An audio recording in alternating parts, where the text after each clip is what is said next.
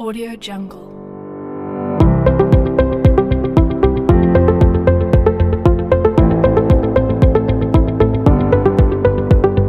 Audio Jungle.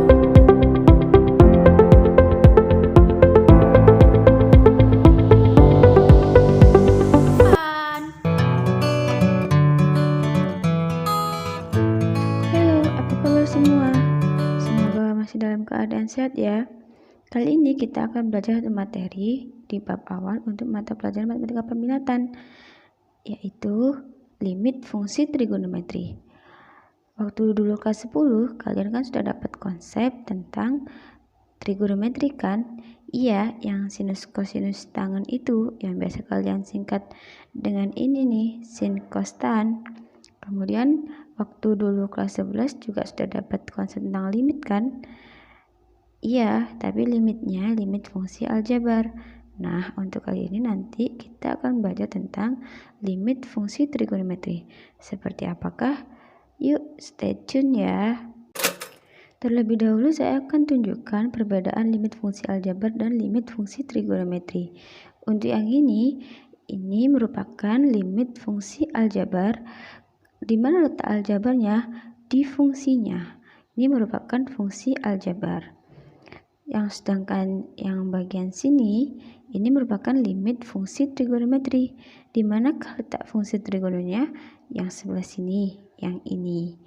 Nah, pada bahasan kali ini kita akan menentukan nilai limit fungsi trigonometri. Bagaimana sih cara menentukan nilai limitnya? Stay tune ya. Let's go! Langkah awal dalam menentukan nilai limit fungsi trigonometri adalah dengan cara substitusi dulu, yaitu kita substitusikan pendekatannya ke fungsinya, akan menghasilkan sesuatu nilai yang tentu atau bisa tak tentu. Sesuatu nilai hasil yang tentu itu seperti bilangan 0, 1, 2, 3, akar 2, setengah akar 2, setengah akar 3, dan sejenisnya. Tapi ketika kita melakukan substitusi, bisa saja menghasilkan nilai yang tak tentu, seperti 0 per 0, tak hingga, dan negatif tak hingga. Kita bahas dulu ya untuk suatu nilai limit yang menghasilkan nilai tertentu. Seperti apakah nilai limitnya? Nih, misal kita disuruh menentukan berapakah nilai limit X mendekati pi per 4 dari fungsi cos X. Maka, seperti yang sebelumnya saya sebutkan tadi, kita substitusikan dulu pendekatannya, yaitu X mendekati 4.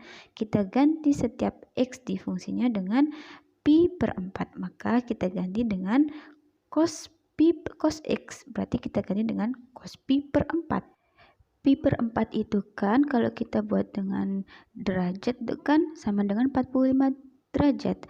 Maka cos pi per 4 sama dengan cos 45 derajat. Nah, cos 45 derajat itu berapa? Setengah akar 2 kan?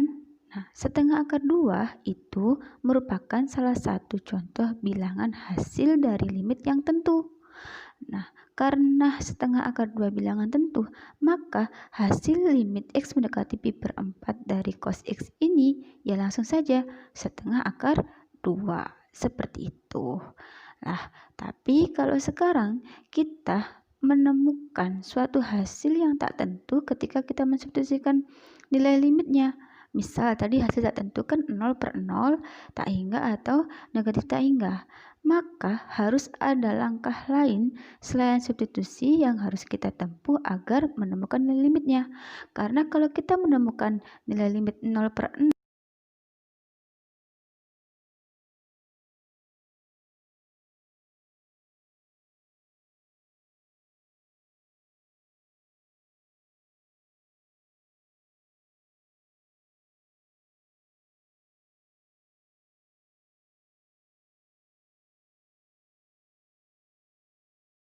kan bentuk fungsi trigononya. Misal, diminta untuk menentukan nilai limit ini. Limit X mendekati 0 dari fungsi 1 min cos 2X per 2X kali sin X. Maka langkah awal kan kita substitusikan dulu nih. Kita ganti setiap X-nya dengan 0.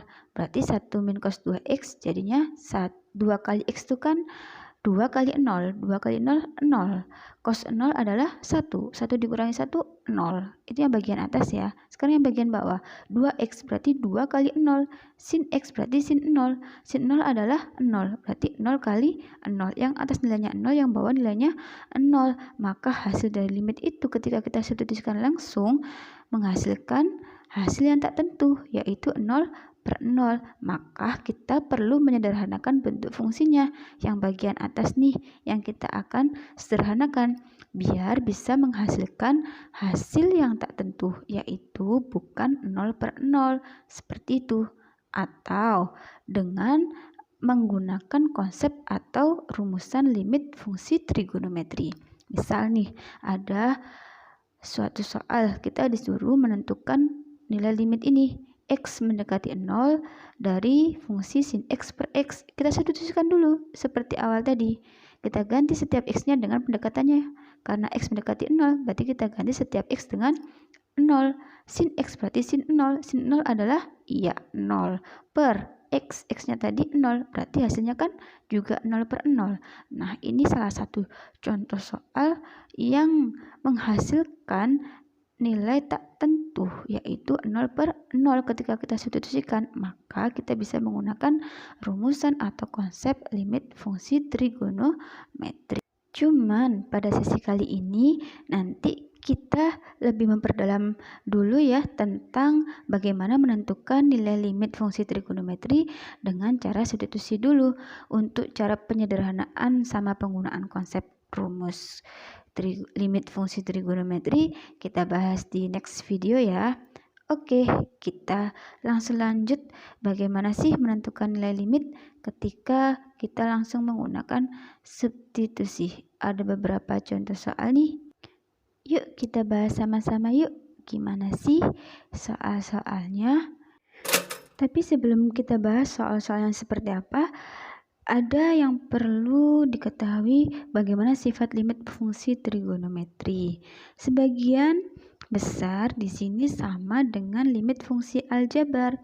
Cuman pendekatannya di situ kan x mendekati a ya. Pendekatannya kalau di limit fungsi trigonometri itu a yang merupakan suatu konstanta dari limit fungsi trigono, A-nya itu nanti berupa sudut atau biasa disajikan dalam bentuk radian. Misal 180 derajat kan sama dengan pi. Kalau 90 derajat itu setengah pi dan seterusnya seperti itu. Tapi sebagian besar sama ketika ada fungsi yang ditambahkan, ya ditambahkan, dikurangkan ya dikurangkan dan seterusnya. Langsung kita bahas di soal saja yuk. Nih ada beberapa soal, kita bahas satu persatu ya di sini. Oke, number 1, kita bisa disuruh menentukan nilai limit x mendekati 1/4 pi dari fungsi sin x. Oke, pendekatannya adalah 1/4 pi. 1/4 pi itu yang kita tahu adalah 45 derajat. Kita substitusikan dulu ya. Berarti kita ganti nih x-nya dengan 1/4 pi. Karena di situ hanya sin x, berarti menjadi sin 1/4 pi. Oke, langsung kita tentukan saja berapa nilai dari sin 1/4 pi atau sin 45 derajat. Iya, sin 45 derajat adalah setengah akar 2. Setengah akar 2 itu kan bukan bilangan 0/0, maka dialah hasil dari limit untuk soal nomor 1. Sesimpel itu. Mudah kan? Oke, next ke nomor 2. Kita ada fungsi limit x mendekati pi/6 dari sin x plus cos 2x. Langkahnya sama dengan sebelum-sebelumnya, yaitu mensubstitusikan pendekatannya ke fungsinya.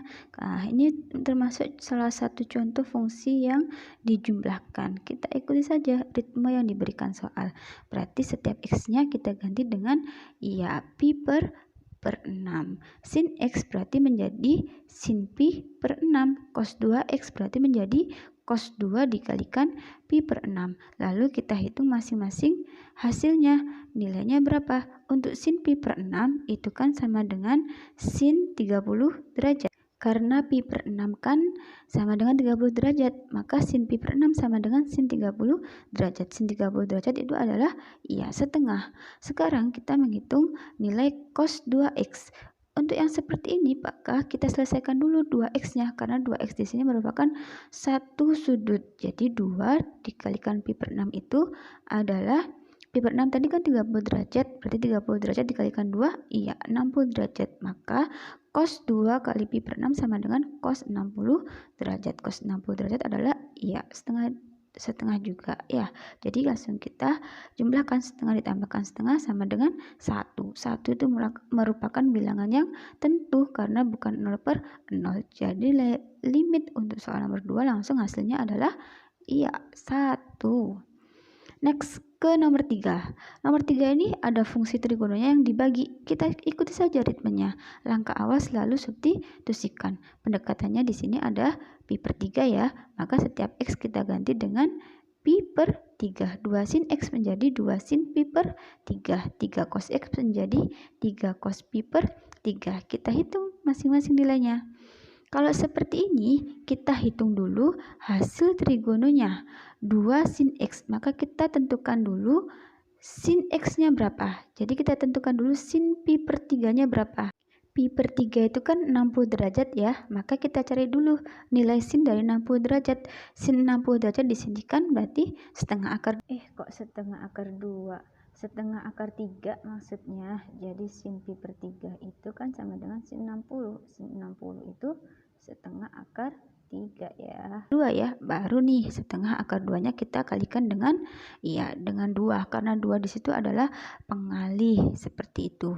Sama dengan yang bagian bawah atau bagian penyebut nih, 3 cos x, berarti kita selesaikan dulu cos x. Berarti kita selesaikan dulu cos pi per 3. Pi per 3 tadi 60 derajat, berarti cos 60 derajat adalah setengah, baru kita kalikan dengan 3. Sudah deh, kita selesaikan. Yang bagian atas 2 kali setengah akar 3, kan 2-nya nih bisa langsung kita coret nih. Jadi hasilnya tinggal akar 3. Yang bawah 3 kali setengah itu 3 per 2. Nih, langkah selanjutnya, ketika ada sesuatu bilangan yang dibagi dengan pecahan, maka dapat kita balik menjadi perkalian. Jadi menjadi akar 3 dikalikan 2 per 3. Langsung saja nih hasilnya. Akar 3 kalikan 2, 2 akar 3. Yang bawah berarti per 3. Jadi hasil limit untuk soal nomor 3 itu adalah 2 akar 3 per 3. Nah, ini sedikit contoh yang menunjukkan bahwa ketika kita melakukan substitusi, hasil bilangannya adalah bilangan tentu semuanya. Sekian video kali ini, semoga bermanfaat ya. See you in the next video. Bye.